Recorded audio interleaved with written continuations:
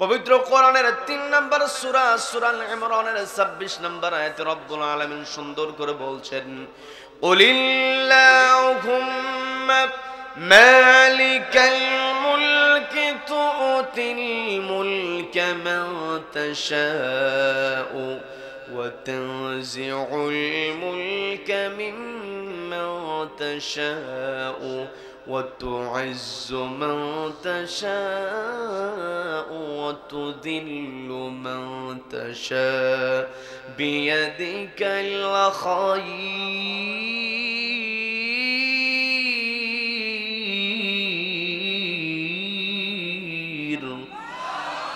আল্লাহ রাব্বুল আলামিন স্পষ্ট জানিয়ে দিলেন, ওগো নবী আপনি বলুন, ওগো নবী কুল আপনি বলুন, আল্লাহুম্মা মালিকাল মুলক, ওগো আল্লাহ আপনি হলেন রাজত্বের মালিক, তুতিল মুলকা মান তাশা, আপনি যাকে ইচ্ছা ক্ষমতা দিতে পারেন, ওয়া তানজিউল মুলকা মিম্মান তাশা, এবং যার কাছ থেকে ইচ্ছা আপনি ক্ষমতা কেড়ে নিতে পারেন। কথা বলেন ঠিক কিনা?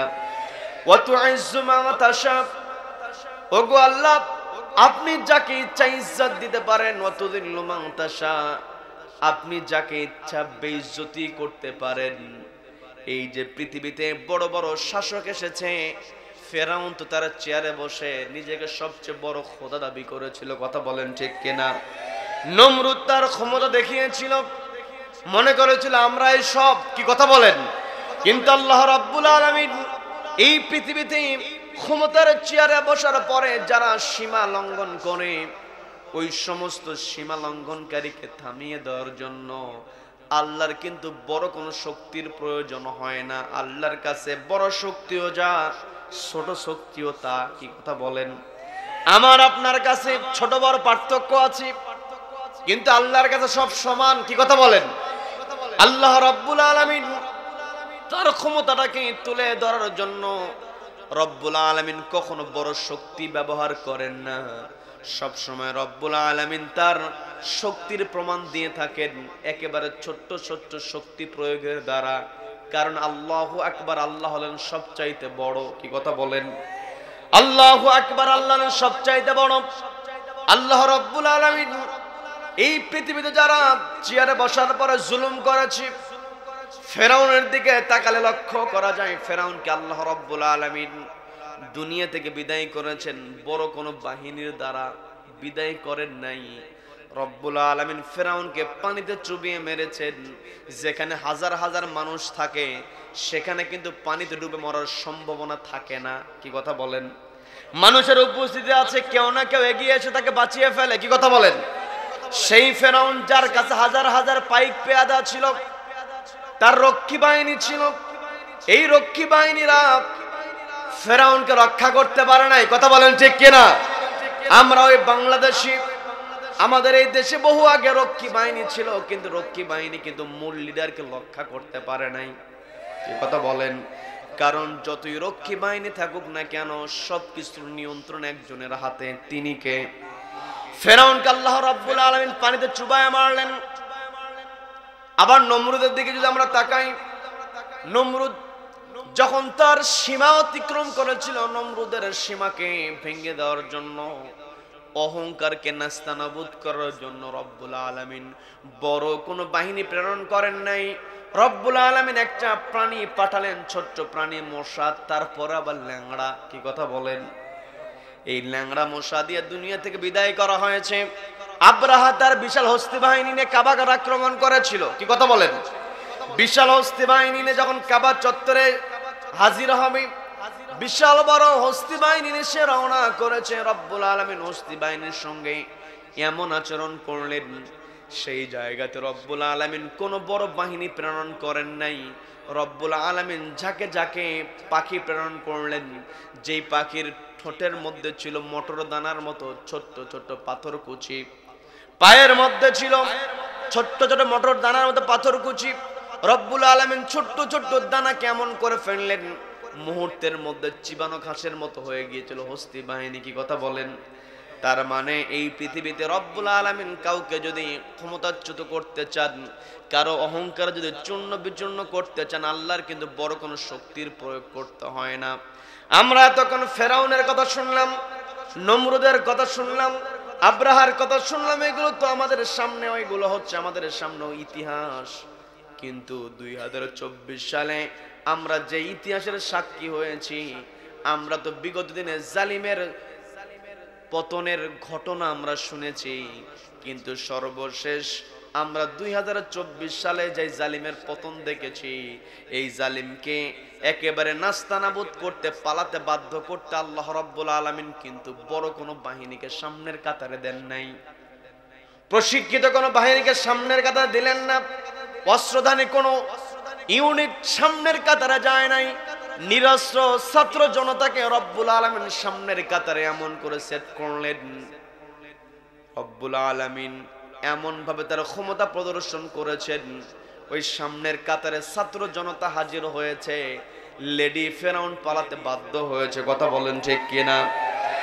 সে তার ক্ষমতাকে টিকিয়ে রাখার জন্য প্রশাসনের সব জায়গায় নিজের পছন্দের মানুষ, কি কথা বলেন, আপনারা পাবনার মানুষ, আপনারা ভালো জানেন, চাকরির ক্ষেত্রে পাবনা নাম শোনার পরে 14 গোষ্ঠীর উপরে ইনভেস্টিগেশন চলতো, বংশের মধ্যে কে কোন দল করে, কি কথা বলেন, প্রশাসনে কাকে প্রমোশন দিবে, প্রমোশন দেওয়ার ক্ষেত্রে তার প্রোফাইলটা ঘেটে ঘেটে দেখেছে, সব জায়গায় নিজের পছন্দের লোক বসানোর পরেও কিন্তু শেষ পর্যন্ত চেয়ারটাকে রক্ষা করতে পারে নাই। এটাই হলো আল্লাহর ক্ষমতা, কি কথা বলেন। এই পৃথিবীতে আমাকে আপনাকে চলতে হবে, কেউ আবার আমার কথাকে ভিন্ন দিকে নেবেন না। বোঝানোর জন্য বলছি, বিগত 14-15 বছর, বিশেষ করে শেষের 10 বছর আমার দেশে কিছু কিছু মানুষের এমন অবস্থা হয়ে গিয়েছিল, তাদের ভাবখানা দেখে মনে হতো তাদের নেত্রী মরবেই না, কি কথা বলেন। শুধু বোঝানোর জন্য বলছি, আমার কথা ভিন্ন দিকে নেবেন না। যতই ক্ষমতাধর হোক না কেন, পৃথিবীর কোন ক্ষমতাধর আল্লাহর সামনে দাঁড়াতে পারবে না। এই পৃথিবীতে সবকিছু রব্বুল আলামিন নিয়ন্ত্রণ করেন, শুধুমাত্র পৃথিবী নয়। আমি আপনি যখন নামাজে দাঁড়িয়ে যাই, আমি আপনি তেলাওয়াত করি আলহামদুলিল্লাহি রাব্বিল আলামিন, সমস্ত প্রশংসা জগতের সমূহের প্রতিপালক, জগতের সমূহের প্রতিপালক। আলামিন শব্দটা আলমের বহুবচন, তার মানে আমি আপনি এই পৃথিবীতে থেকে মনে করি এই পৃথিবীর রাজত্ব, পৃথিবীতে থাকার পরে একটা নির্দিষ্ট জায়গায় হয়তো আমি আপনি ক্ষমতা পেয়ে গিয়েছি, আমার আপনার ভিতরে অহংকার চলে আসে, কিন্তু অহংকার কখনো করা যাবে না। এই পৃথিবীতে আমি আপনি যত বড়ই ধনাঢ্য হই না কেন, যত বড় চেয়ারের মালিক আমি আপনি হই না কেন, আল্লাহর যতগুলো সৃষ্টি জগৎ আছে, এই সৃষ্টি জগৎ নিয়ে যদি আমি আপনি ভাবতে পারি, তাহলে আমার আপনার ভিতরে কখনো অহংকার আসবে না, কথা বলেন। আজকে আমি আপনি অহংকার করি বলেই আমার আপনার ভিতরে জুলুম করার প্রবণতা চলে আসে, কি কথা বলেন। আমি আপনি যদি জুলুম থেকে বেঁচে থাকতে চাই, সবার আগে শর্ত হলো আমার আপনার অন্তর থেকে অহংকার দূর করতে হবে। আর অহংকার দূর করতে হলে নিজেকে সব সময় ছোট মনে করতে হবে, কি কথা বলেন। আমার আপনার নবী রাহমাতুল লিল আলামিন তিনি সব সময় দোয়া করেছেন, আল্লাহুম্মা জাআলনি ফি আইনি সাগীরা, ওগো আল্লাহ আপনি আমাকে নিজের চোখে ছোট বানান, ওয়াজআলনি ফি আইনিন নাসি কাবীরা, মানুষের চোখে আপনি আমাকে বড় বানান। বলেন আল্লাহু আকবার। নিজে কখনো বড় দাবি করা যাবে না, কি কথা বলেন। নিজেকে কখনো বড় দাবি করা যাবে না। বড় কেমন করে দাবি করব? এই যে নামাজের মধ্যে আমি আপনি প্রশংসা করলাম আলহামদুলিল্লাহি রাব্বিল আলামিন, আল্লাহ হলেন জগতের সমূহের প্রতিপালক। আল্লাহর যে বিশাল বিশাল সৃষ্টি জগৎ আছে, এই জগতের সঙ্গে যদি আমি আপনি নিজেকে তুলনা করি, একেবারে আমার আপনার হিসাবের মধ্যে আমি আপনি আসতে পারবো না। বোঝার চেষ্টা করেন, বিরক্ত হচ্ছেন নাকি আমার কথায়? এই যে পৃথিবীতে আমি আপনি বসবাস করছি, আপনারা পাবনা জেলার মানুষ, এই পাবনা জেলার মানুষ, আপনি যখন আপনার জেলার অস্তিত্ব বাংলাদেশের পুরো ম্যাপের দিকে তাকাবেন, দেখবেন বাংলাদেশের ম্যাপের মধ্যে পাবনাকে একেবারে ছোট একটা জায়গা দেখা যায়। কি কথা বলেন? আবার আপনি যদি গোটা দুনিয়ার ম্যাপের দিকে তাকিয়ে আমার আপনার দেশ বাংলাদেশকে খুঁজেই পাওয়া যায় না সহজে। কি কথা বলেন? আবার এই পৃথিবীকে যদি আপনি সূর্যের সঙ্গে তুলনা করি তাহলে দেখা যায় পৃথিবীর তুলনায় সূর্য এত বড়। পৃথিবীর গায়ে যদি 13 লক্ষ পৃথিবীকে সেট করা হয় তবুও জায়গা ফাঁকা থেকে যায়। বলেন না সুবহানাল্লাহ। পৃথিবীর তুলনায় সূর্য 13 লক্ষ গুণ বড়। এখন আপনি বিজ্ঞানীদের দেওয়া তথ্য অনুযায়ী যদি আপনি একটু চিন্তা করি, সূর্যের পরিচয় যদি জানার চেষ্টা করি তাহলে জানা যায় অগণিত অসংখ্য নক্ষত্র মিলে তৈরি হয় গ্যালাক্সি। সূর্যে যেই গ্যালাক্সির মধ্যে আছে সেই গ্যালাক্সির নাম হচ্ছে মিল্কি ওয়ে গ্যালাক্সি। এই মিল্কি ওয়ে গ্যালাক্সির মধ্যে অসংখ্য গণিত নক্ষত্র রয়েছে। এর মধ্যে সূর্য হলো ছোট্ট একটা ক্ষুদ্র একটা নক্ষত্র। বলেন না সুবহানাল্লাহ। মিল্কি ওয়ের তুলনায় সূর্য ছোট, সূর্যের তুলনায় পৃথিবী একেবারেই ছোট। পৃথিবীর তুলনায় বাংলাদেশ ছোট। পৃথিবীর তুলনায় যদি গোটা পাবনা শহরকে তুলনা করা হয় তাহলে দেখা যাবে খুঁজেই পাওয়া যাবে না। তার মানে আপনি একটু যদি চিন্তা করি আল্লাহ কত বড়, আল্লাহর নিয়ন্ত্রণ কত ব্যাপী রয়েছে, আল্লাহ সবকিছু কত দুনিয়া জোড়া, আল্লাহ রাব্বুল আলামিন তার প্রশংসা কত জগৎ জোড়া, আল্লাহ রাব্বুল আলামিন তার কর্তৃত্ব রেখে দিয়েছেন। প্রত্যেকটা জায়গায় প্রশংসা হবে কেবল আল্লাহর। আল্লাহ রাব্বুল আলামিন স্পষ্ট জানিয়ে দিলেন, ইউসাব্বিহু লিল্লাহি মা ফিস সামাওয়াতি ওয়া মা ফিল আরদি লাহুল মুলকু ওয়া লাহুল হামদু ওয়া হুয়া আলা কুল্লি শাইইন কাদির।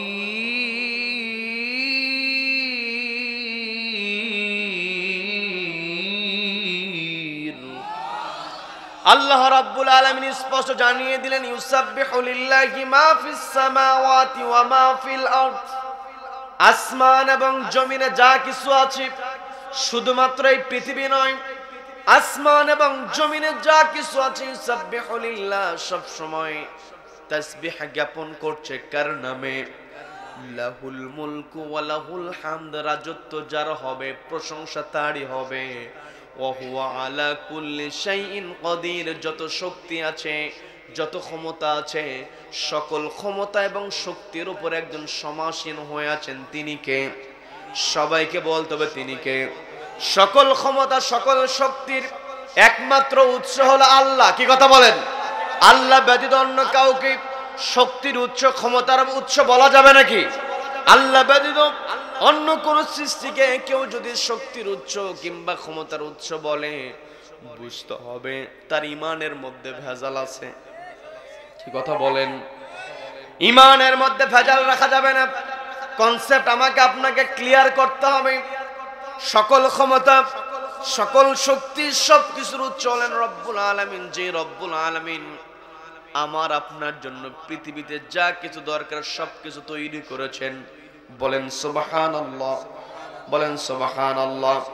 এই পৃথিবীতে যা কিছু আছে বোঝার চেষ্টা করবেন, একটু মনোযোগী হয়ে বোঝার চেষ্টা করেন। এই পৃথিবী সৃষ্টি হয়েছে বহু আগে, কিন্তু এই পৃথিবীর পূর্ণতা পেয়েছে যখন মানুষকে তৈরি করা হয়েছে। বলেন না সুবহানাল্লাহ। মানুষকে তৈরির মাধ্যমে পৃথিবী সৃষ্টির পূর্ণতা এসেছে। আমার কথা নয়, আল্লাহ রাব্বুল আলামিন আমাকে আপনাকে অর্থাৎ মানব জাতিকে যখন পৃথিবীতে প্রেরণ করবেন, তার পূর্বে ফেরেশতাদেরকে ডাক দিয়ে বলছেন, ও আমার ফেরেশতারা, ইন্নী জাইলু ফিল আরদি খলিফা। নিশ্চয় আমি এই জমিনে আমি আমার প্রতিনিধি প্রেরণ করব। এই কথা বলার সঙ্গে সঙ্গে ফেরেশতারা জবাব দিয়ে বলছে, আতাজালু ফিহা মান ইউফসিদু ফিহা ওয়া ইয়াসফিকুদ দিমা ওগো আল্লাহ, পৃথিবীতে কি আপনি এমন কাউকে সৃষ্টি করবেন যারা গিয়ে ফিতনা ফাসাদ তৈরি করবে, রক্তপাত করবে? অর্থাৎ জিনদের দিকে তাকিয়ে ফেরেশতারা বলল, জিন জাতি তো দুনিয়াতে ফাসাদ তৈরি করা আছে, এই জিন জাতি যেমন ফাসাদ তৈরি করেছি, মানব জাতিকে যদি আপনি প্রেরণ করেন তাহলে তারা তো সেখানে ফিতনা ফাসাদ তৈরি করবে। অথচ ওয়ানাহনু নুসাব্বিহু বিহামদিকা ওয়া নুকদ্দিসু লাক, আমরাই তো আপনার কৃতজ্ঞতা আদায় করি, আমরাই তো আপনার প্রশংসা করি। মানুষকে পৃথিবীতে যে প্রেরণ করবেন ফেরেশতাদের কথা অনুযায়ী, ফেরেশতাদের যে ভাব ছিল সে ভাব দ্বারা বোঝা যায় আমরাই তো আপনার ইবাদত করি, কি দরকার আছে মানুষ পাঠানোর? কিন্তু আল্লাহ রাব্বুল আলামিন বলেন, ইন্নী আ'লামু মা লা তা'লামুন, আমি যা জানি তোমরা তা জানো না। বলেন আল্লাহু আকবার।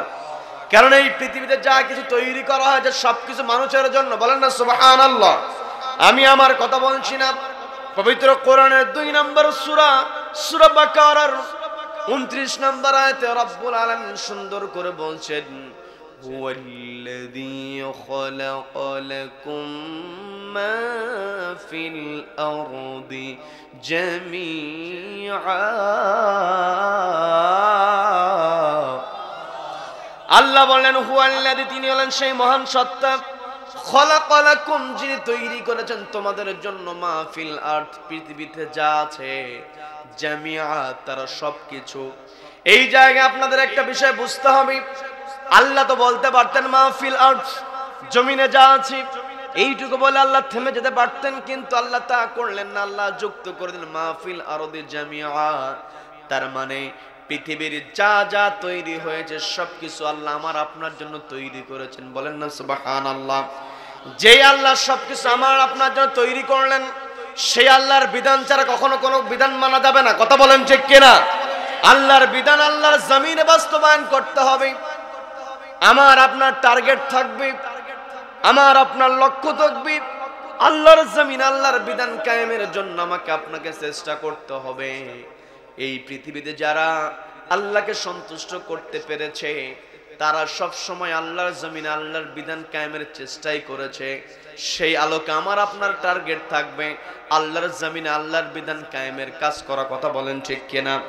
আল্লাহ রাব্বুল আলামিন ঈমানদারদেরকে ডাক দিলেন, বললেন, ইয়া আইয়ুহাল্লাযীনা আমানু হাল আদুল্লুকুম আলা তিজারাতিন তুজিকুম মিন আযাবিন আলীম।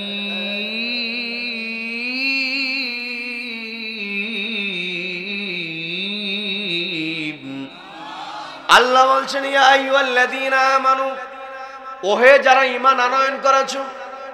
তার মানে আল্লাহ রাব্বুল আলামিন এই জায়গায় সকলকে ডাক দেন নাই, শুধুমাত্র ঈমানদারদেরকে ডাক দিয়েছেন।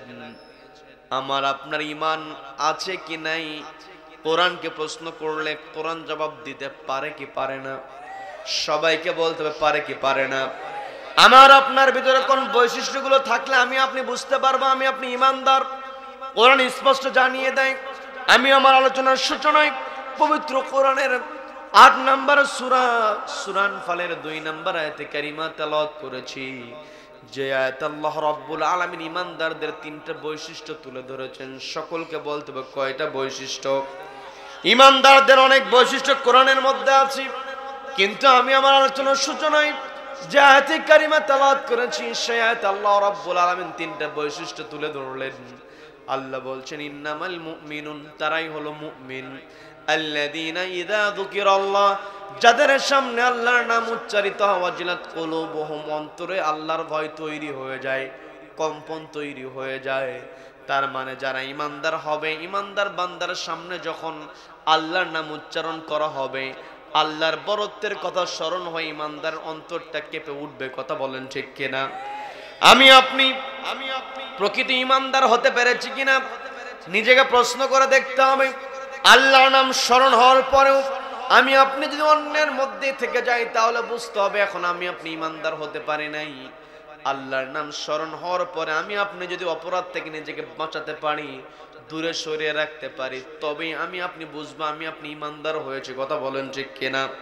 দ্বিতীয় নাম্বার বড় গুরুত্বপূর্ণ, আল্লাহ বলেন ওয়াইদা তুলিয়াত আলাইহিম আয়াতুহু যাদাতুহুম ঈমানা। ঈমানদার বান্দার সামনে যখন কোরআন থেকে তেলাওয়াত করা হয়, কোরআনের আলোচনা যখন ঈমানদার বান্দার সামনে উপস্থাপন করা হয়, যাদাতুহুম ঈমানা, ঈমানদার বান্দার ঈমানটা বৃদ্ধি পেয়ে যায়। তার মানে কোরআনের বিধান শোনার পরে, কোরআনের আয়াতের আলোচনা শোনার পরে আমি আপনি যদি ঈমানটাকে বৃদ্ধি করতে পারি, আল্লাহর প্রতি আস্থা যদি আমি রাখতে পারি, তবেই বুঝতে হবে আমার আপনার ঈমান পূর্ণ হয়েছে। কথা বলেন ঠিক কিনা? তৃতীয় নাম্বার বৈশিষ্ট্যের জন্য আল্লাহ বলেন ওয়া আলা রাব্বিহিম ইয়াতাওয়াক্কালুন। মুমিন বান্দারা তারাই হবে যারা ভরসা করবে কার উপরে? সবাইকে বলতে হবে কার উপরে? তার মানে আল্লাহ রাব্বুল আলামিন আয়াতের মধ্যে ডাক দিয়ে বলছেন ইয়া আইয়ুহাল্লাযীনা আমানু, ওহে যারা ঈমান আনয়ন করেছো, অর্থাৎ যারা ভয় করে কাকে? সবাইকে বলতে ভয় করে কাকে? আল্লাহকে যারা ভয় করে তাদেরকে আল্লাহ ডাক দিয়ে বলছেন হাল আদুল্লুকুম আলা তিজারাত, আমি কি তোমাদের কেমন একটি কাজের সন্ধান দেব, এমন একটি ব্যবসার সন্ধান দেব, তুনজিকুম মিন আযাবিন আলিম, যেই কাজটা তোমাদেরকে যন্ত্রণাদায়ক শাস্তি থেকে বাঁচিয়ে দেবে। প্রশ্নটা করছেন কে? সবাইকে বলতে প্রশ্নটা করছেন কে? আল্লাহ প্রশ্ন করলেন। প্রশ্ন করে আল্লাহ নিজে জবাব দিয়ে বলছেন তুমিনুনা বিল্লাহি ওয়া রাসূলিহি ওয়া তুজাহিদুনা ফি সাবিলিল্লাহি বিআমওয়ালিকুম ওয়া আনফুসিকুম যালিকুম খায়রুল লাকুম ইন কুনতুম তা'লামুন।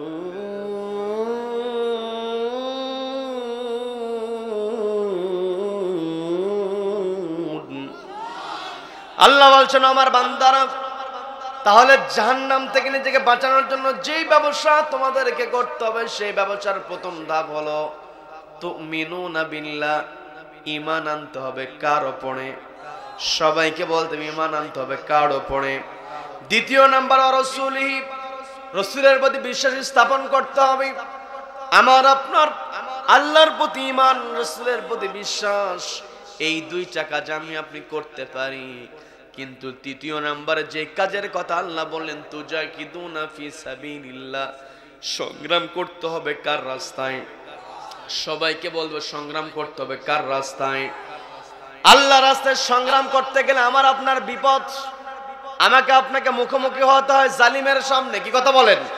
কিন্তু জালিমের সামনে মুখোমুখিতে যদি আমি আপনি অটল থাকতে পারি, ওয়া আলা রাব্বিহিম ইয়াতাওয়াক্কালুন, আল্লাহর উপরে ভরসা করতে পারি, তাহলে আমি আপনি যদি আল্লাহর উপরে ভরসা করতে পারেন, দুনিয়ার কোনো বাধা আমাকে আপনাকে থামাতে পারবে না। কথা বলেন?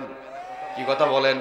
সম্মানিত দিনী ভাইরা, এই যে আজকে আমি আপনি তাফসীরুল কোরআন মাহফিলে একত্রিত হয়েছি, এই যে তাফসীরুল কোরআন মাহফিল, আগের দিনে মুরব্বীরা বসে আছেন, তারা ভালো বলতে পারবেন, তারা যখন ছোটবেলায় ছিলেন এই মাহফিলগুলোর নাম দেওয়া হতো ইসলামী জালসা, নাম দেওয়া হতো ইসালে সব, আজিমুসান মাহফিল। কি কথা বলেন? কি কথা বলেন? আমি সেই নামগুলোর বিরোধিতা করছি না, অবশ্যই সেগুলো ভালো। এগুলো হলো আমাদের উপমহাদেশে মুসলমানদের বড় একটা ঐতিহ্য, সংস্কৃতি হলো শীতকালীন সময় আজিমুসান মাহফিল হয়েছে, ইসালে সব মাহফিল হয়েছে, ইসলামী জালসা হয়েছে, এগুলো যুগ যুগ ধরে চলছে। এগুলোই হলো মুসলমানদের সংস্কৃতি। কথা বলেন ঠিক কিনা? মুসলমানদের সংস্কৃতি। আমি যে কথা বোঝানোর জন্য বলছি, আগের দিনে বিভিন্ন মাহফিলের নাম দেওয়া থাকতো, কিন্তু বর্তমান সময়ে গোটা বাংলাদেশে যে বিষয়টা লক্ষ্য করা যায়, একেবারে প্রত্যন্ত গ্রাম অঞ্চলেও মাহফিলগুলোর হেডলাইন দেওয়া হয় তাফসিরুল কোরআন মাহফিল। তার মানে এই যে তাফসিরুল কোরআন মাহফিল গ্রামগঞ্জে একেবারে সব জায়গায় ছড়িয়ে পড়েছে। যিনি এই বাংলার জমিনে তাফসিরুল কোরআন মাহফিল প্রতিষ্ঠা করেছেন, তিনি হলেন মরহুম আল্লামা দেলোয়ার হোসেন সাঈদী রহমাতুল্লাহ আলাইহি। কথা বলেন ঠিক কিনা? শহীদ আল্লামা দেলোয়ার হোসেন সাঈদী রহমাতুল্লাহ আলাইহি, তার প্রসঙ্গটা আমি এই জন্য আনলাম, আমার আপনার দায়িত্ব তুজাহিদুনা ফি সাবিলিল্লাহ, আল্লাহর রাস্তায় সংগ্রাম করা। কি কথা বলেন? আল্লাহর রাস্তায় সংগ্রাম করাটা কেমন করে আমাকে আপনাকে করতে হবে। কোরআনকে প্রশ্ন করলে কোরআন জবাব দিয়ে দেয়। পবিত্র কোরআনের 3 নম্বর সূরা সূরা ইমরানের 110 নম্বর আয়াত আল্লাহ সুন্দর করে বলছেন, কুনতুম খায়রা উম্মাতিন উখরিজাত লিন-নাসি তা'মুরুনা বিল মা'রুফি ওয়া তানহাউনা 'আনিল মুনকারি ওয়া তু'মিনুনা বিল্লাহ।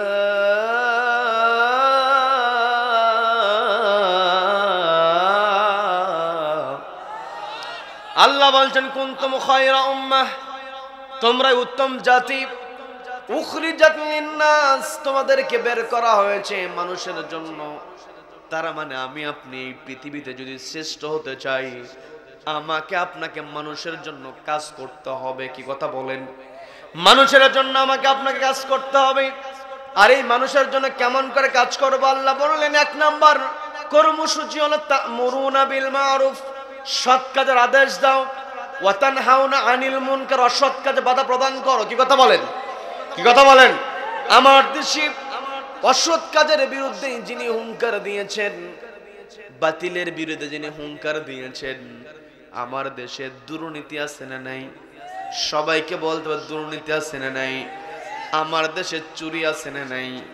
চোর বেশি না মানুষ বেশি? কথা বলেন, কি কথা বলেন? আজকে আমি আপনি প্রতিবাদ করতে পারছি না, আল্লাহ আমাকে আপনাকে বলেন ওয়াতানহাউনা আনিল মুনকার, অসৎ কাজে বাধা প্রদান করো।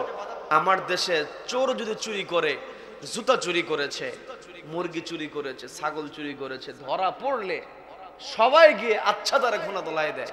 কি কথা বলেন? দেয় কি দেয় না? যে কোনোদিন কাউকে আঘাত করে না, ওই ব্যক্তিও পর্যন্ত গিয়া 2টা থাপ্পড় মারে। যেহেতু সুযোগ পাইছি, অন্তত 2টা চোরকে 2টা থাপ্পড় দিয়ে দেয়। বলে কি বলে না? বলে কি বলে না? মুরগি চোর ধরা পড়েছে, জুতা চোর ধরা পড়েছে, আচ্ছা তার আমি আপনার গোনা ধোলাই দেই। কিন্তু আমার আপনার চোখের সামনে যখন, আমার আপনার সামনে যখন কলমের খোঁচা দিয়া লক্ষ লক্ষ টাকা চুরি করা কোন অফিসার চলে আসে, আমি আপনি তখন কোনো ধোলাই দেই না, আমি আপনি তখন সালাম দেই। কি কথা বলেন?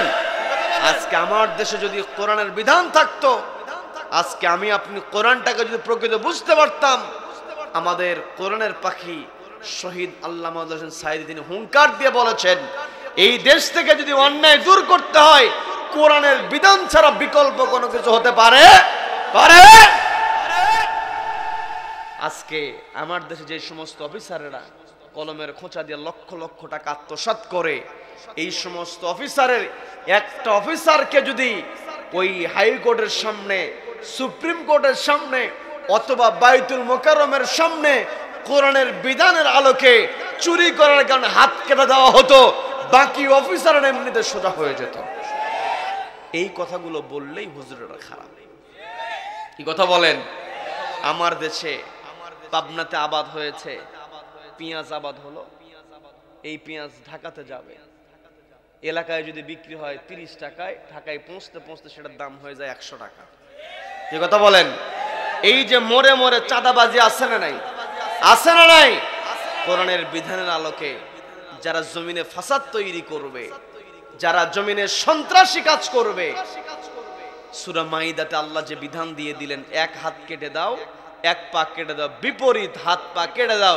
একটা চাঁদাবাজের হাত যদি কেটে দেওয়া হতো, একটা চাঁদাবাজের পা যদি কেটে দেওয়া হতো, গোটা দেশের বাকি চাঁদাবাজগুলো আল্লাহওয়ালা হয়ে যেত। চাঁদাবাজের বিরুদ্ধে কথা বললে কিছু কিছু মানুষের অ্যালার্জি শুরু হয়ে যায়। কি কথা বলেন? কোরআনের বিধান এসেছে, কোরআন এসেছে ন্যায় বিচার প্রতিষ্ঠার জন্য। কি কথা বলেন? এই যে আজকে জুমার রাত, বিরক্ত হচ্ছেন আমার কথায়? উঠতে একটু দেরি হয়েছে, নামতে দেরি হবে, সবাই থাকবেন তো? দেখি তো কারা কারা চলে যাবেন। তার মানে কেউ যাবে না। আল্লাহ আমাদের সকলকে কবুল করুন, বলেন আমিন, বলেন আমিন। সম্মানিত বন্ধুগণ, যে কথা আমি বলতে নিয়েছিলাম, আমরা এই সমাজের ভিতরে আল্লাহ রাব্বুল আলামিন আমাকে আপনাকে বড় গুরু দায়িত্ব দিয়েছেন। এই যে আজকে জুমার রাত, রাত পোহালেই জুমার দিন আমাদের হয়ে যাবে। জুমার নামাজে ইমাম সাহেব তিনি সানি খুতবা যখন পাঠ করেন, একেবারে শেষের দিকে তিনি একটা আয়াতে কারিমা তেলাওয়াত করেন, ইন্নাল্লাহা ইয়া'মুরু বিল আদলি ওয়াল ইহসান ওয়া ইতা'i যিল কুরবা ওয়া ইয়ানহা আনিল ফাহশাই ওয়াল মুনকারি ওয়াল বাগই ইয়া'iদুকুম লাআল্লাকুম তাযাক্কারুন। পুরো আয়াত বলতে হয় না, ইমাম সাহেব যখনই বলে ইন্নাল্লাহা ইয়া'মুরু বিল আদল, এই পর্যন্ত যাওয়ার সঙ্গে সঙ্গে মুসল্লিরা গা ঝাড়া দেয়, এই তো খুতবা শেষ। কি কথা বলেন? সবাই প্রস্তুতি নিয়ে নেয় যে এখন দাঁড়াতে হবে। ভালো কথা, এই আয়াত মুখস্থ থাকা ভালো, কিন্তু এই আয়াতের মধ্যে আল্লাহ যে বিধান দিয়েছেন, এই বিধান আমাকে আপনাকে বুঝতে হবে।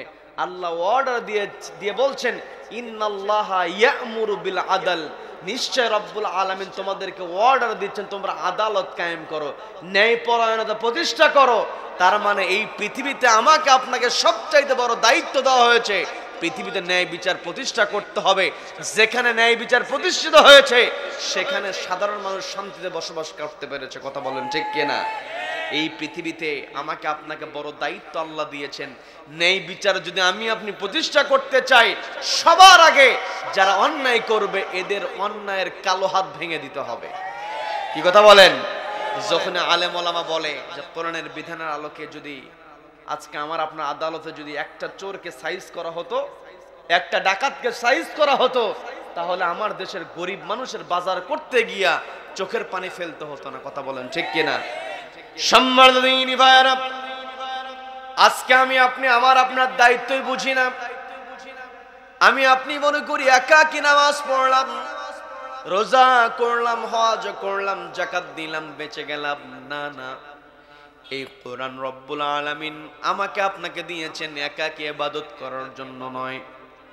এই কোরআনের মধ্যে শুধুমাত্র নামাজ, রোজা, হজ, যাকাত এই কয়টা পালনের জন্য যদি কোরআন অবতীর্ণ করা হতো তাহলে 30 পারা কোরআনের দরকার ছিল না। কয়েক পৃষ্ঠার মধ্যে নামাজের বিধান দিয়ে, রোজার বিধান দিয়ে, হজের বিধান দিয়ে, যাকাতের বিধান দিয়ে আল্লাহ ছেড়ে দিতে পারতেন। কিন্তু রব্বুল আলামিন গোটা কোরআনে যে কথাগুলো বলেছেন সমস্ত কথার একটাই কথা, সেটা হলো আল্লাহর জমিনে কেবল চলবে আল্লাহর বিধান। কথা বলেন ঠিক কিনা? ব্যক্তিগত জীবনে, পারিবারিক জীবনে, সামাজিক জীবনে, রাষ্ট্রীয় জীবনে, আন্তর্জাতিক জীবনে প্রত্যেকটা জায়গায় কোরআন থাকতে হবে। কি কথা বলেন? আমি আপনি নবীজির সুন্নাত পালনের কথা বলি, নবীজির আদর্শ লালনের কথা বলি, নবীজির মুহাব্বতের কথা বলি, নবীজির সুন্নাত আমি আপনি পালন করি, দাঁড়িয়ে রেখে দিয়েছি, লম্বা জামা পরছি, আমি আপনি মাথায় টুপি দেই, পাগড়ি দেই, অবশ্যই এই সুন্নাতগুলো আমাকে আপনাকে পালন করতে হবে। কিন্তু নবীজির জীবনের দিকে তাকিয়ে দেখতে হবে, যত বড় সুন্নাতের কথা আমি আপনি বলি না কেন, নবীজির অন্যতম সুন্নাত ছিল নবীজি ছিলেন রাষ্ট্রনায়ক। কথা বলেন ঠিক কিনা? নবীজি রাষ্ট্রনায়ক ছিল, নবীজির সাহাবীরা নবীজিকে রাষ্ট্রনায়ক হতে সহযোগিতা করেছেন। কি কথা বলেন? তার মানে আমার আপনার নবীজির সাহাবীদেরকে যদি আমি আপনি অনুসরণ করতে চাই, রাষ্ট্রীয় পর্যায়ে কোরআনকে বাস্তবায়নের জন্য আমাকে আপনাকে সংগ্রাম করতে হবে। সেই কথাটাই আল্লাহ বললেন, তুজাহিদুনা ফি সাবিলিল্লাহি বিআমওয়ালিকুম ওয়া আনফুসিকুম। ও আমার বান্দারা, তোমরা যদি আমার প্রতি ঈমান, রাসূলের প্রতি ঈমান আনার পরে তুজাহিদুনা ফি সাবিলিল্লাহ, আমি আল্লাহ আমার রাস্তায় সংগ্রাম করতে পারো, তুনজিকুম মিন আযাবিন আলিম, তোমরা নিজেদেরকে যন্ত্রণাদায়ক শাস্তি থেকে বাঁচাতে পারবে। তার মানে আমার আপনার সব সময় যে লক্ষ্য থাকতে হবে, আমার আপনার টার্গেট থাকতে হবে, নিজে ভালো কাজ করব, সমাজে ভালো কাজ প্রতিষ্ঠা করব। কি কথা বলেন? আল্লাহ অর্ডার দিয়ে বলছেন তা'মুরুনা বিল মা'রুফ। কোট করে নিতে পারেন পবিত্র কোরআনের 3 নম্বর সূরা, সূরা আল ইমরানের 110 নম্বর আয়াতে আল্লাহ বললেন তা'মুরুনা বিল মা'রুফ, সৎ কাজের আদেশ তোমরা দাও, ওয়া তানহাউনা আনিল মুনকার, অসৎ কাজে বাধা প্রদান করো। তার মানে আমি আপনি যদি অসৎ কাজে বাধা প্রদান করতে চাই তাহলে সবার আগে নিজেকে খারাপ কাজ থেকে গুটিয়ে রাখতে হবে। এরপরে আমার আপনার চোখের সামনে যখন আমি আপনি অন্যায় কাজ দেখব, জীবন দিয়ে হলেও সে অন্যায় কাজের প্রতিবাদ করতে হবে। কথা বলেন ঠিক কিনা? আমাদের কোরআনের পাখি যিনি গোটা দেশের মধ্যে তাফসীরুল কোরআন এই শিরোনামটা প্রতিষ্ঠা করলেন, তার একটা অপরাধ ছিল, তিনি সবসময় আল্লাহর জমিন, আল্লাহর বিধান কায়েমের কথা বলেছেন, যার কারণে ভারতীয় আগ্রাসন তাকে সহ্য করতে পারে নাই। কি কথা বলেন? তার বিরুদ্ধে ষড়যন্ত্র করেছে। দীর্ঘ 13টা বছর তাকে বন্দী অবস্থায় রেখে দেওয়া হয়েছে। শুধু আমি আপনাদেরকে বোঝানোর জন্য বলছি, এই জায়গায় যে আমরা এতগুলো মানুষ, হয়তো খুঁজলে 83 বছর মানুষ আমরা খুঁজে পাবো না, থাকলেও 2-4 জন, 5 জনের বেশি নাই। কি কথা বলেন? এই যে 83 বছর বয়সী একজন মানুষ আল্লাহর উপর তাওয়াক্কুল করলে সেই মানুষের ক্যারেক্টারটা কেমন হয়, তার বৈশিষ্ট্যটা কেমন হয়, কোরআনের পাখির দিকে আমরা তাকিয়ে যারা লক্ষ্য করে দেখেছি, আমাদের কোরআনের পাখি 13টা বছর বন্দী অবস্থায় রেখে দেওয়া হয়েছে, কষ্ট দেওয়া হয়েছে, নির্যাতন করা হয়েছে, কিন্তু তার চেহারা থেকে কোনো জালিম হাসি কেড়ে নিতে পারে নাই। কি কথা বলেন?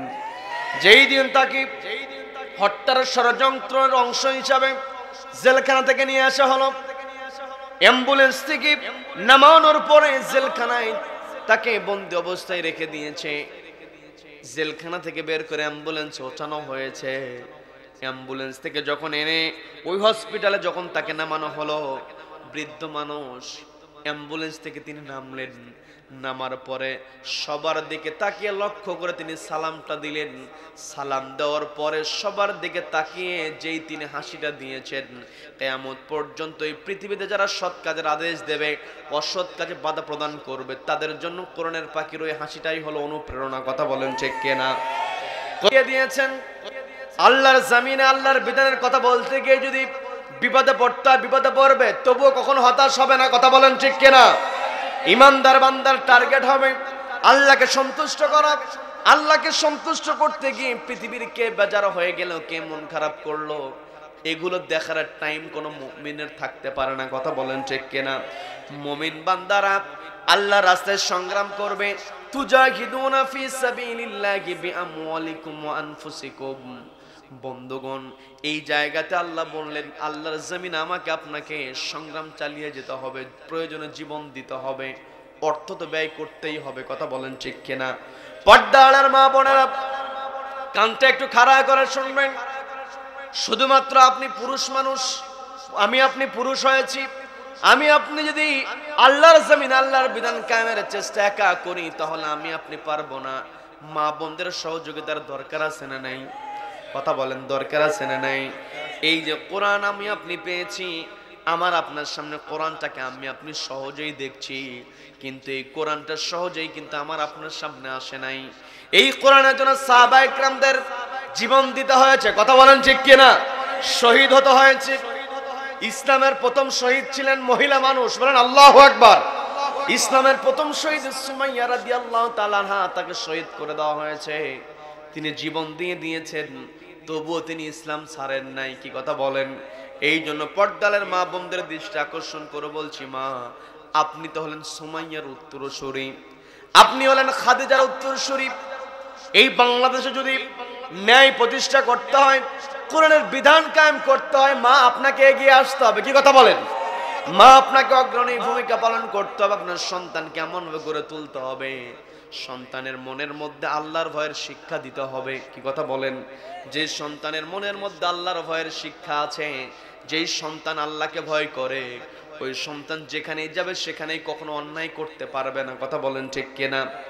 আমার দেশে মা বোনেরা সবসময় খেয়াল করে দেখবেন, বাবার চাইতে সন্তানকে কোথায় পড়াতে হবে, কোথায় পড়ালে সন্তান ভালো রেজাল্ট করবে, বাবার চাইতে মায়ের টেনশন বেশি। কি কথা বলেন? কি কথা বলেন?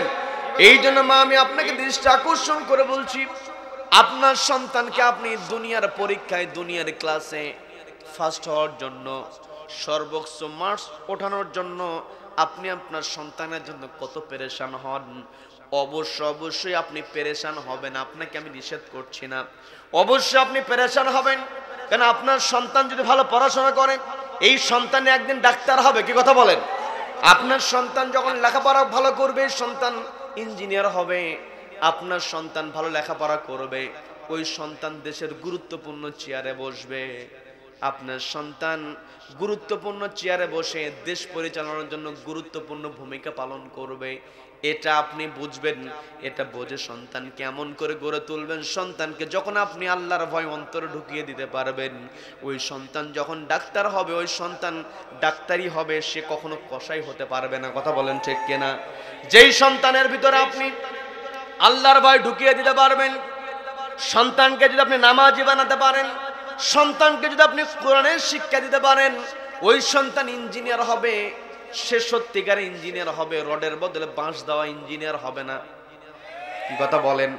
আমার দেশে রডের বদলে বাঁশ দিয়ে বিল্ডিং করে ওই সমস্ত ইঞ্জিনিয়ারদের কোনো বিচার হয় না, বিচার হয় গরিব মানুষের। কি কথা বলেন? বড় বড় চেয়ারে যারা বসে আছে, এদের শাস্তিও বড় হতে হবে। কি কথা বলেন? সন্তানকে আপনি যদি আল্লাহর ভয় ঢুকিয়ে দিতে পারেন, ওই সন্তান দেশের গুরুত্বপূর্ণ চেয়ারে বসবে। ওই সন্তানের অন্তরে যদি আল্লাহর ভয় থাকে, ওই সন্তানের সামনে ঘুষ খাওয়ার অফার চলে আসবে। কিন্তু ছোট্টবেলায় মা বাবাদের দৃষ্টি আকর্ষণ করে বলছি, পর্দালের মা বোনেরা একটু বোঝার চেষ্টা করবেন। সন্তানকে যদি আপনি প্রকৃত আল্লাহর ভয়ের শিক্ষা দিতে পারেন, ওই সন্তান বড় চেয়ারে বসবে, ঘুষ খাওয়ার সুযোগ আসবে, কিন্তু অন্তরে আল্লাহর ভয় থাকার কারণে আপনার সন্তান কখনো ঘুষ খাবে না। যখন আপনার সন্তান ঘুষ খাবে না, তখন দেশের মানুষ শান্তিতে বসবাস করবে। কথা বলেন ঠিক কিনা? এই জন্য আমার আপনার টার্গেট থাকতে হবে, সন্তানকে আমি আপনি বড় করব। সন্তানকে সবার আগে আমার আপনার সবার আগে যে শিক্ষাটা দিতে হবে, সেই শিক্ষার নাম কি? সবাইকে বলতে হবে সেই শিক্ষার নাম কি? সন্তানকে যখন কোরআনের শিক্ষা দেওয়া হবে, সন্তানের ভিতরে জবাবদিহিতার ভয় চলে আসবে। আর যেই মানুষের মধ্যে জবাবদিহিতার ভয় থাকে, ওই মানুষ কখনো অন্যায় করতে পারে না, বরং অন্যায় দেখেছে নিজেকে সহ্য করতে পারবে না, অন্যায়ের বিরুদ্ধে ঝাঁপিয়ে পড়বে। কি কথা বলেন? নবীজির সাহাবী রাফি ইবনে খাদিজ রাদিয়াল্লাহু তাআলা আনহু তুজাহিদুনা ফি সাবিলিল্লাহ, আল্লাহর রাস্তায় তারা কেমন করে সংগ্রাম করেছেন। ছোট্ট একজন সাহাবী ছিলেন, যার বয়স বদর যুদ্ধের সময় ছিল 14 বছর। নাম হলো রাফি ইবনে খাদিজ রাদিয়াল্লাহু তাআলা আনহু। নবীজি মক্কা থেকে মদিনায় হিজরত করেছেন। মদিনায় হিজরত করার পরেও কিন্তু কাফেরদের ষড়যন্ত্র বন্ধ ছিল না। কি কথা বলেন? কি কথা বলেন? কাফেররা ষড়যন্ত্র করেছে, মুসলমানদের উপর আক্রমণ করবে। বদরের প্রান্তরে মুসলমানেরা কাফেরদের মুখোমুখি হবে। নবীজি সাহাবীদেরকে বললেন, ও আমার সাহাবীরা, তুজাহিদুনা ফি সাবিলিল্লাহ, আল্লাহর রাস্তায় সংগ্রাম করতে হবে। বিআমওয়ালিকুম ওয়া আনফুসিকুম, তোমাদের অর্থ দিতে হবে, তোমাদের জীবনও দিতে হবে। বদরের প্রান্তরে মুখোমুখি হতে হবে। তোমরা কে আছো? আমার সঙ্গে বদরের প্রান্তরে কে যাবে? নবীজি সাহাবীদেরকে বাছাই করছেন, কারণ যুদ্ধের ময়দানে তো যাকে তাকে ধরে নিয়ে যাওয়া যায় না, সবল যারা হয় তাদেরকে নিয়ে যাওয়া যায়। কি কথা বলেন? দেখবেন আমার দেশ যখন পুলিশ নিয়োগ দেওয়া হয়, আমার কথায় কি বিরক্ত হচ্ছেন নাকি? আলোচনা চলবে চলবে কতক্ষণ? সারা রাত চলবে, সারা রাত চলবে। হুজুর মরবে, হুজুর মরে মরুক, হুজুর মরে মরুক, জালসা চলুক, হুজুর মরে মরুক, কোরআনের কথা চলুক। কি কথা বলেন? কি কথা বলেন? এই কোরআন এমন একটি কিতাব, যতদিন পর্যন্ত পূর্ব দিগন্ত থেকে সূর্য উদিত হয়ে পশ্চিম আকাশে অস্ত যাবে, ততদিন পর্যন্ত কোরআনের কথা হবে। কোরআনের কথা কখনো বন্ধ হবে না। কথা বলেন ঠিক কিনা? কারা কারা এই মতের পক্ষে আছেন, দুহাত আল্লাহকে দেখান।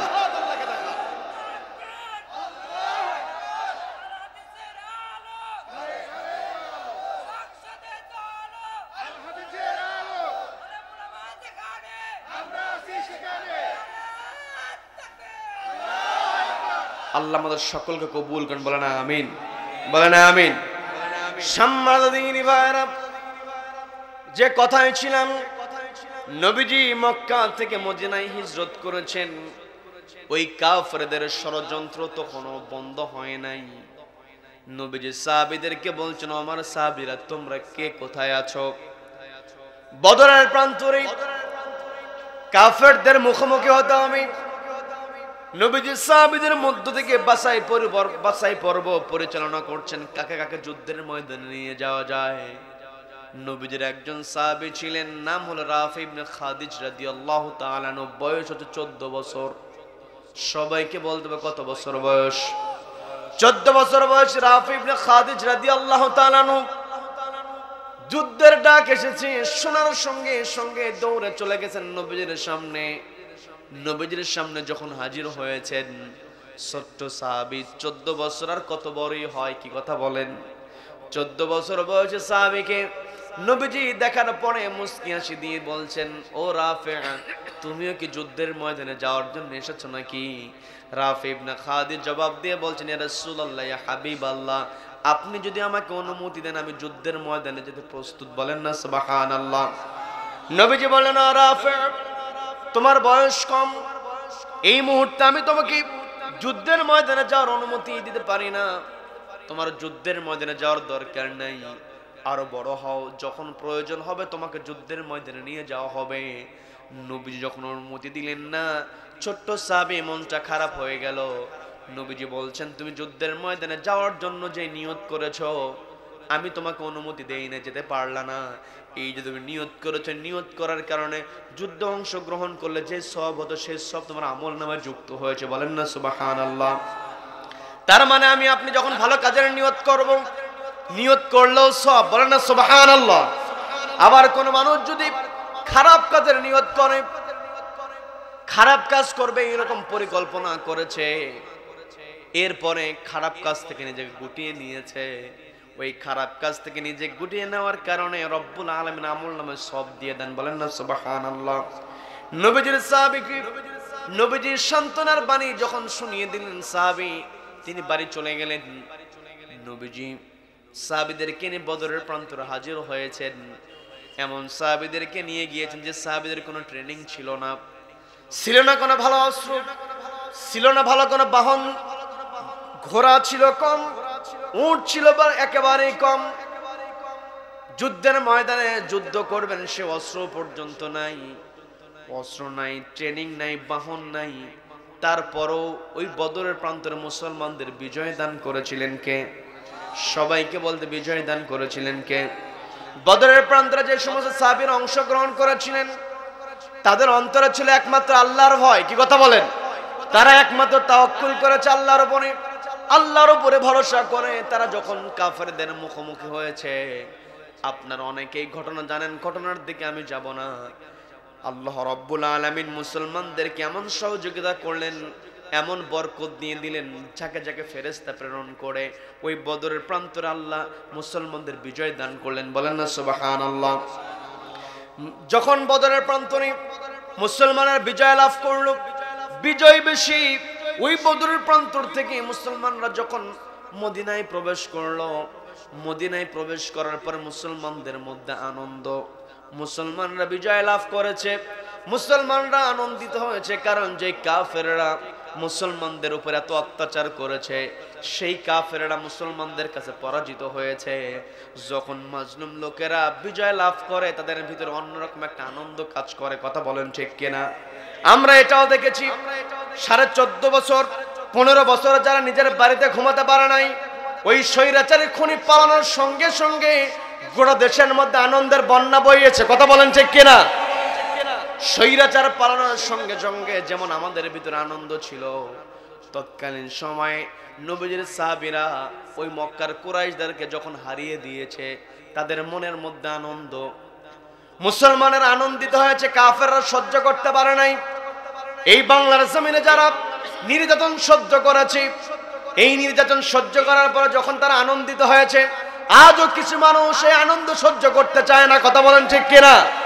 একের পর এক তারা ষড়যন্ত্র করেই চলছে, কিন্তু শেষ পর্যন্ত তাদের ষড়যন্ত্র কখনো মুসলমানদেরকে, মাজলুমদেরকে পরাজিত করতে পারবে না। কথা বলেন ঠিক কিনা? ওই তৎকালীন সময়ে কাফেররা, মক্কার কুরাইশরা নতুন করে ষড়যন্ত্র করলো। 1 বছরের মাথায়, বদর যুদ্ধের 1 বছরের মাথায় নতুন করে ওরা একটা যুদ্ধের ডাক দিল। সেই যুদ্ধের নাম হচ্ছে উহুদ যুদ্ধ। সবাইকে বলতে হবে কোন যুদ্ধ? সবাই বলেন কোন যুদ্ধ? উহুদ যুদ্ধের ডাক যখন চলে আসলো, নবীজি সাহাবীদেরকে ডাক দিলেন, আবারও ডাক দিয়ে বলছেন, আমার সাহাবীরা, কিছুদিন পূর্বেই তো আমরা জয় লাভ করেছি, কাফেররা তো এখন আমাদের বিরুদ্ধে ষড়যন্ত্র বন্ধ করে নাই, আমাদেরকে ওই উহুদের ময়দানে যেতে হবে, কাফেরদের মোকাবেলা করতে হবে, তোমরা কে আছো, চলো যুদ্ধের ময়দানে যাব। নবীজি আবার বাছাই পর্ব করছেন, আমি একটু আগে যে কথা বলতে নিয়েছিলাম, সবাইকে তো আর যুদ্ধের ময়দানে দেওয়া যায় না, সবাইকে তো আর দায়িত্ব দেওয়া যায় না। আমার দেশে আপনি দেখেছি, যখন পুলিশে নিয়োগ দেওয়া হয়, বিজিবি আর্মিতে নিয়োগ দেওয়া হয়, তাদেরকে লাইনে দাঁড় করিয়ে দেওয়া হয়, সর্বপ্রথম তাদের ফিজিক্যাল ফিটনেস চোখ দিয়ে দেখার পরে তাদেরকে আলাদা করা হয়, এরপরে যাচাই বাছাই করার পরে কিন্তু নিয়োগ দেওয়া হয়। কি কথা বলেন? কারণ যারা দেশের আইন শৃঙ্খলায় দায়িত্ব পালন করবে, এদের সেই যোগ্যতা থাকতে হবে। তবে কষ্ট নিয়ে আমার দেশের কথা বলতে হয়, ওই লাইনে যত যোগ্যতা নিয়ে দাঁড়াক না কেন, ওই লাইনে দাঁড়ানোর পূর্বে যারাই কেবল 10-15 লক্ষ টাকা ঘুষ দিতে পারে, ওদেরই কেবল চাকরি হয়। কি কথা বলেন? আজকে আমার দেশে আমি আপনি অন্যায় দূর করতে পারছি না, দুর্নীতি দূর করতে পারছি না, একটাই কারণ, যাদেরকে দায়িত্ব দেওয়া হয় এরাই অন্যায় করে। কি কথা বলেন? যেই ব্যক্তি পুলিশে নিয়োগ পাওয়ার জন্য 15 লক্ষ 20 লক্ষ টাকা ঘুষ দেবে, শপথের মধ্যে সেই ব্যক্তি যতই বলুক না কেন দেশের জন্য কাজ করব, সে শপথের মধ্যে মুখ দিয়ে উচ্চারণ করবে দেশের জন্য কাজ করব, কিন্তু মনে মনে চিন্তা হলো যেই টাকাগুলো ঘুষ দিয়েছি, এই টাকাগুলো আগে আদায় করতে হবে। কি কথা বলেন? কি কথা বলেন? এই জন্য আপনি যদি আপনার দেশের মধ্যে শান্তি প্রতিষ্ঠা করতে চাই, এই দেশ থেকে সবার আগে ঘুষ দূর করতে হবে। কি কথা বলেন? দুর্নীতি দূর করতে হবে। সম্মানিত বন্ধুগণ, আমি যে কথাই ছিলাম, নবীজি সাহাবীদের মধ্য থেকে যাচাই বাছাই আবার পুনরায় যখন করলেন, 1 বছরের মাথায় নবীজির সাহাবী রাফি ইবনে খাদিজ 1 বছর পরে, বদর যুদ্ধে তার বয়স ছিল 14 বছর, উহুদ যুদ্ধ বয়স হয়েছে 15 বছর। 15 বছর বয়সে রাফি ইবনে খাদিজ রাদিয়াল্লাহু তাআলা আনহু, তিনি যখন শুনতে পেলেন নবীজি সাহাবীদেরকে নিয়ে আবার উহুদের প্রান্তরে যাবেন, উহুদের প্রান্তরে ডাক এসেছে, এই কথা তার কানে পড়ার সঙ্গে সঙ্গে তিনি দ্রুত রওনা দিয়েছেন, নবীজির সঙ্গে দেখা করবেন, অনুমতি নেবেন, নবীজির সঙ্গে সাক্ষাতের জন্য বের হয়েছেন। হঠাৎ তার মনে হয়ে গিয়েছে, 1 বছর পূর্বে আমি নবীজির কাছে গিয়েছিলাম, নবীজি আমার অল্প বয়স হওয়ার কারণে নবীজি আমাকে অনুমতি দেয় নাই, 1 বছরে তো আমার শরীরের কোনো পরিবর্তন হয় নাই, আমি তো তেমন বড় হয় নাই, নবীজির কাছে গিয়ে যদি আমি এই মুহূর্তে অনুমতি চাই, নবীজি হয়তো বদরের মতো আমাকে উহুদে অনুমতি দেবে না। এই কথা চিন্তা করে ওই রাফি ইবনে খাদিজ রাদিয়াল্লাহু তাআলা তিনি চলে গিয়েছেন তার মামার কাছে। মামার কাছে গিয়ে মামার সঙ্গে শুরুতেই গিয়ে মামাকে জিজ্ঞাসা করছেন, মামা, আমি যে ভালো তীর নিক্ষেপ করতে পারি, এটা কি আপনার জানা আছে নাকি? মামা জবাব দিয়ে বলছে, তুমি যে ভালো তীর নিক্ষেপ করতে পারো, তীর ধনুকের খেলায় তুমি সুনাম সুখ্যাতি অর্জন করেছো, এটা শুধু আমার জানা নয়, এলাকার সবাই তো জানে তুমি একজন সফল তীরন্দাজ, ভালো তীর তুমি নিক্ষেপ করতে পারো। কিন্তু আজকে হঠাৎ করে আমাকে এই প্রশ্ন করার কারণটা কি? যখন জানানো হলো নবীজি বদরের প্রান্তরে অল্প বয়স হওয়ার কারণে নবীজি আমাকে যুদ্ধে যাওয়ার অনুমতি দেয় নাই, শুনেছি উহুদ যুদ্ধের ডাক এসেছি, আমার তো ইচ্ছা যুদ্ধের ময়দানে যাওয়ার, আমি যে যাবো নবীজির কাছে। 1 বছরে তেমন আমি বড় হই নাই, নবীজি হয়তো আমাকে আবার অল্প বয়সী হওয়ার কারণে যুদ্ধের যাওয়ার অনুমতি নাও দিতে পারে। তবে আপনি আমার অভিভাবক, আপনি আমার মামা হয়ে যদি নবীজির কাছে অনুরোধ করেন, আমার ভাগিনার বয়স কম, কিন্তু আমার ভাগিনা বয়স কম হলেও বড় মানুষের সাথে তীর ধনুকের খেলায় বড় মানুষ আমার ভাগিনার কাছে হেরে যায়, আমার ভাগিনা বয়স কম কিন্তু ভালো তীরন্দাজ, এই ভালো তীরন্দাজ হিসেবে যদি আপনি আমার ভাগিনাকে অনুমতি দিয়ে দেন, তাহলে আমার ভাগিনা যুদ্ধ অংশগ্রহণ করতে পারবে। এইভাবে যদি আপনি আমার ব্যাপারে নবীজির কাছে সুপারিশ করেন, নবীজি আমার বয়স কম হলেও যুদ্ধে যাওয়ার অনুমতি নবীজি আমাকে দিতে পারে। বলেন না সুবহানাল্লাহ। বয়স কিন্তু 15 বছর। 15 বছর বয়সে সাহাবী যুদ্ধে যাওয়ার আকাঙ্ক্ষা তার কেমন? মামাকে বলার পর মামা খুশি হয়ে গেলেন। নবীজির সাহাবী মামাকে সঙ্গে করে নিয়ে নবীজির সামনে গিয়ে হাজির হয়েছেন। নবীজি দেখে আবার মুস্কি হাসি দিয়েছেন। নবীজি যখনই কথা বলেছেন, নবীজির চেহারার মধ্যে ছিল মুস্কি হাসি। বলেন না সুবহানাল্লাহ। নবীজি যখনই মুস্কি হাসি দিয়েছেন, ওই রাফি ইবনে খাদিজার মামা নবীজির পাশে গিয়ে বলতেছেন, ইয়া রাসূলুল্লাহ, ইয়া হাবিবাল্লাহ, আমার ভাগিনা রাফি তার বয়স কম, কিন্তু আমার ভাগিনা ভালো তীরন্দাজ। আপনি আমার ভাগিনাকে বয়স কম মনে করতে পারেন, অবশ্যই তার বয়স কম, কিন্তু আপনি যদি বয়স কম এটাকে বিবেচনায় না নিয়ে একজন তীরন্দাজ হিসেবে যদি আপনি বিবেচনায় নিয়ে আমার ভাগিনাকে উহুদের ময়দানে যাওয়ার জন্য অনুমতি দেন, আমার ভাগিনা উহুদের ময়দানে গিয়ে ওই কাফেরদের দিকে তীর ছুঁড়ে কাফেরদেরকে ধরাশায়ী করে ফেলবে। বলেন আল্লাহু আকবার। 15 বছর বয়সী সাহাবী রাফি ইবনে খাদিজার ব্যাপারে তার মামা যখন সুপারিশ করলেন, নবীজি রাফি ইবনে খাদিজার দিকে তাকিয়ে বলছেন, তোমার যুদ্ধে যাওয়ার বড় শখ, ঠিক আছে আমি তোমাকে যুদ্ধে যাওয়ার অনুমতি দিলাম, তুমি তীরন্দাজ, তোমাকে অনুমতি দিলাম, দেখি তো কেমন তীর তুমি নিক্ষেপ করতে পারো। অনুমতি দিয়ে দিল। অনুমতি দিয়ে দেওয়ার পরে রাফি ইবনে খাদিজ রাদিয়াল্লাহু তাআলা বাড়ি থেকে প্রস্তুতি নিলেন, যুদ্ধের ময়দানে চলে গিয়েছেন। রাফি ইবনে খাদিজ রাদিয়াল্লাহু তাআলা ডিরেকশন অনুযায়ী কাফেরদের দিকে লক্ষ্য করে তীর নিক্ষেপ করছেন। তিনি যেই তীরগুলো নিক্ষেপ করছেন, এই তীরগুলোর আঘাতে কাফেররা ধরাশায়ী হয়ে যায়। বলেন আল্লাহু আকবার। কাফেররা যখন ধরাশায়ী হয়ে যায়, রাফি ইবনে খাদিজার তীরগুলো বিফলে যায় না। তীরগুলো যখন কাফেরদেরকে আঘাত করছিল, কাফেরদের মধ্য থেকে একজন লক্ষ্য করে দেখলো রাফি ইবনে খাদিজ যেই দিক থেকে তীর নিক্ষেপ করেন, সেই দিকের তীরের আঘাতে তারা তো ধরাশায়ী হয়ে যায়। তারা রাফি ইবনে খাদিজকে লক্ষ্য করলো, কয়েকজন মিলে টার্গেট করে ফেললো। শুধুমাত্র তারা রাফি ইবনে খাদিজের দিকে লক্ষ্য করে তীর নিক্ষেপ করে। ছোট্ট সাহাবী কয়েকজন মিলে যখন রাফি ইবনে খাদিজের দিকে তীর নিক্ষেপ করা হয়, ছোট্ট মানুষ, শত্রু পক্ষ থেকে উপর্যুপরি তীর চলে আসে, তীর থেকে নিজেকে হেফাজত করেন, আবার তীর নিক্ষেপ করেন।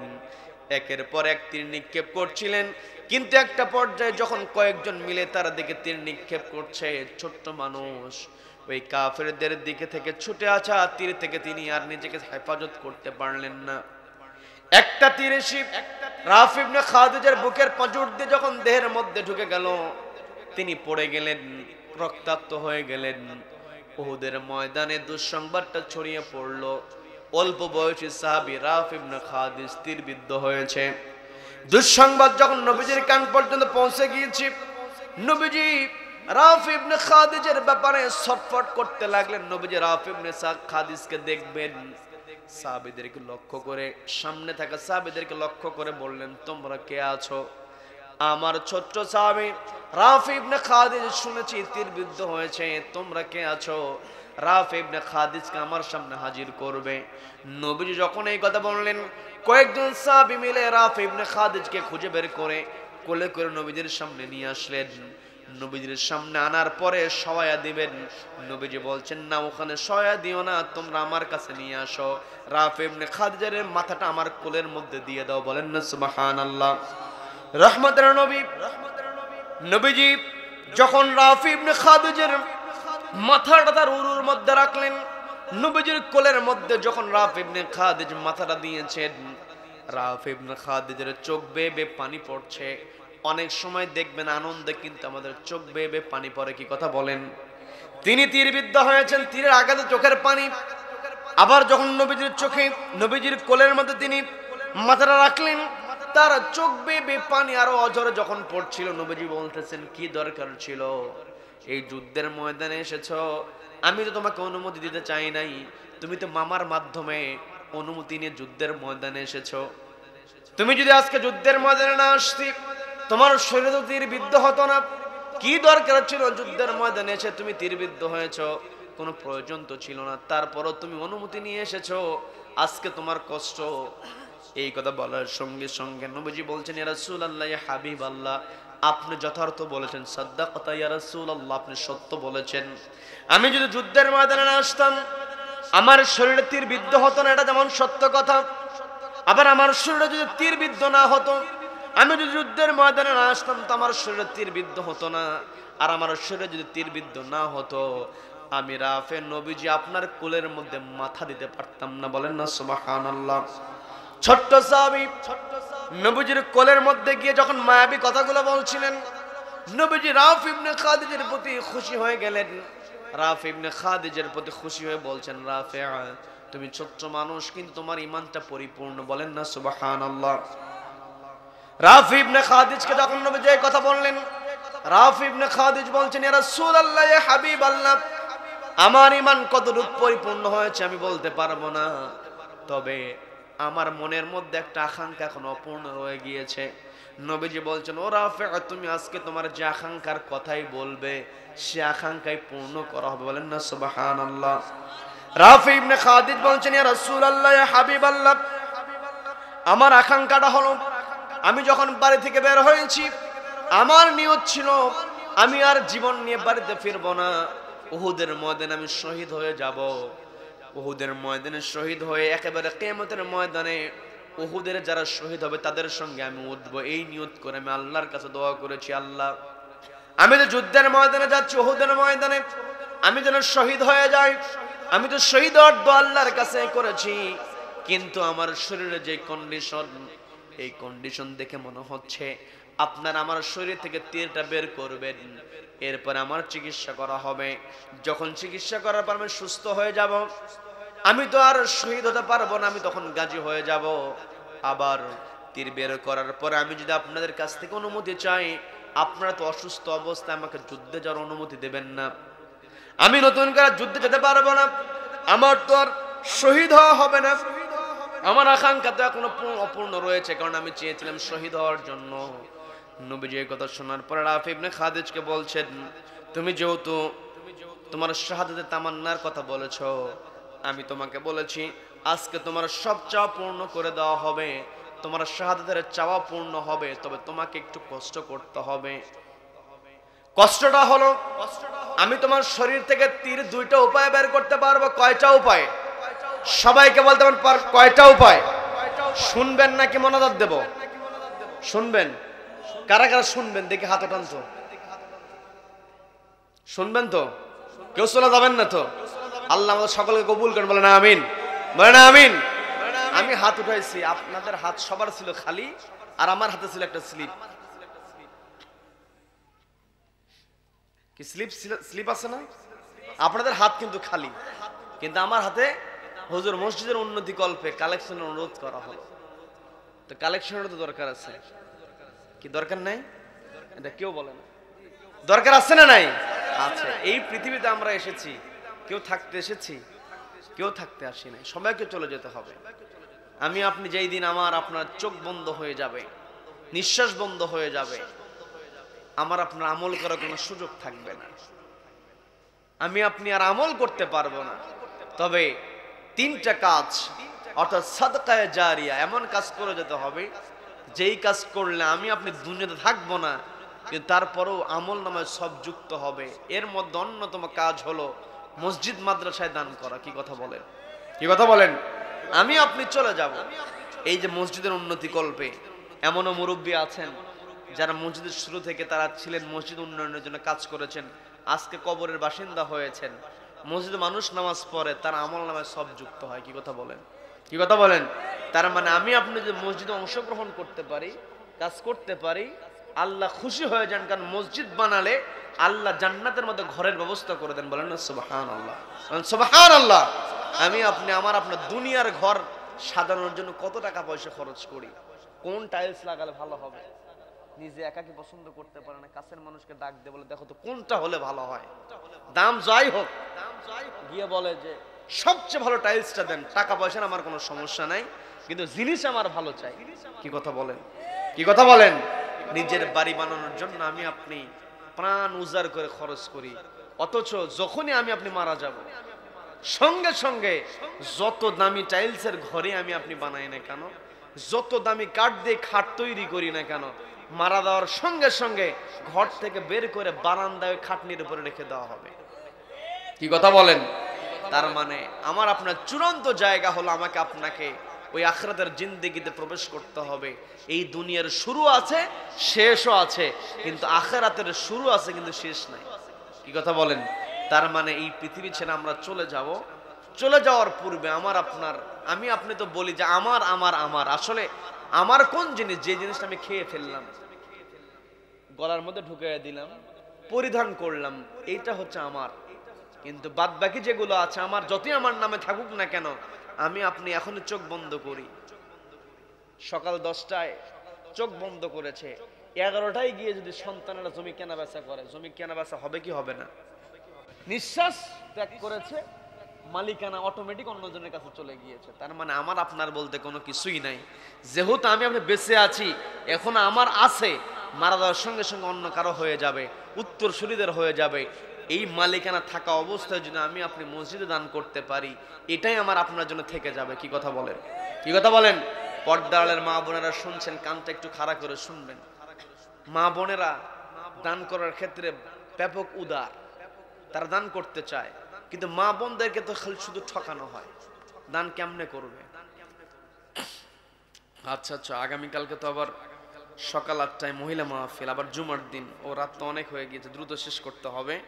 মা বোনেরা এসেছেন, আবার আগামীকালকে কথা বলবেন হাফেজ মাওলানা আব্দুল মুমিন জিহাদি ভাই, তিনি কথা বলবেন হযরত মাওলানা ইকবাল হোসাইন, তারা সুন্দর কথা বলেন। মা বোনদের দাওয়াত দিয়ে দিলাম, আগামীকালকে আপনারা 8টার মধ্যে পৌঁছে যাবেন। যেহেতু জুমার দিন, আপনারা যত আগে আসবেন তত তাড়াতাড়ি যেতে পারবেন। মা বোনদের দাওয়াতটাও দিয়ে দিলাম, আগামীকালকে আপনারা আসবেন। এই সঙ্গে মা বোনদের দৃষ্টি আকর্ষণ করে বলছি, মা আপনি আপনার দিলটা নরম করেন। আমি যে কথা বলতে নিয়েছিলাম, মা বোনদেরকে শুধু ঠকানো হয়। বাপ মা মারা গেছে, ভাইয়ের কাছে সম্পত্তি চাইতে গেলে ভাইয়েরা মন খারাপ। কি কথা বলেন? বিবাহ হয়েছে, কাবিন ধরা হয়েছে লক্ষ লক্ষ টাকা, যত টাকা বেশি কাবিন, কাজীর ফি তত বেশি। কি কথা বলেন? কাজীর ফি দিয়ে দেয়, কিন্তু বইয়ের কাবিনের টাকা দেয়। কি কথা বলেন? কি কথা বলেন? তার মানে বাপের বাড়ির থেকেও ঠকে, স্বামীর ঘরেও ঠকে।